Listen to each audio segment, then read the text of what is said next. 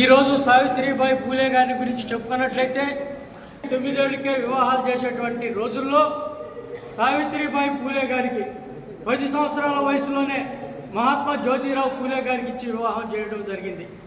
ఆ వివాహం జరిగిన తర్వాత ఆమె అనుభవించినటువంటి పరిస్థితుల్ని దృష్టిలో పెట్టుకొని ఈ యొక్క భారతదేశంలో మహిళలకి చదువు లేకపోతే ఒక విలాస వస్తువుగా, ఒక వంటింటి వస్తువుగా చూస్తారే తప్ప మహిళల్ని గౌరవించేటువంటి సాంప్రదాయం ఈ భారతదేశంలో లేదు. అది నాతోనే ప్రారంభం అవ్వాలి అనేటువంటి ఒక మహాసంకల్పంతో ఒక ప్రజ్వలింపనటువంటి జ్యోతి ఆమె సావిత్రిబాయి పూలే. ఆమె ఆ రోజు నడుము బిగించింది, కొంగు బిగించింది. నేను ఈ భారతదేశ మహిళా లోకానికి అన్నింటికి కూడా నేను ఆదర్శం కావాలని ఆ యొక్క ఆదర్శ భావాల్ని పూలే గారు పూర్తిగా ప్రోత్సహించారు. ఎంత ప్రోత్సహించారంటే పూలే గారి తండ్రి సావిత్రిబాయి గారి మామ ఆమె యొక్క పోకడను చూసి ఈ యొక్క సమాజంలో మనం అణగారి ఉన్నాం, మనం ఏంది ఈ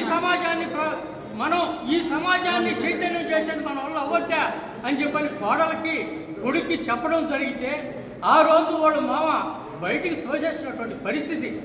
ఏమని ఈ దేశంలో మనం అణగారి వర్గాల వాళ్ళమే, మనం పాచి పని చేసుకొని బతికేటువంటి వృత్తి మందని చెప్పని వాడు మామ చెబితే వినకుండా ఉంటే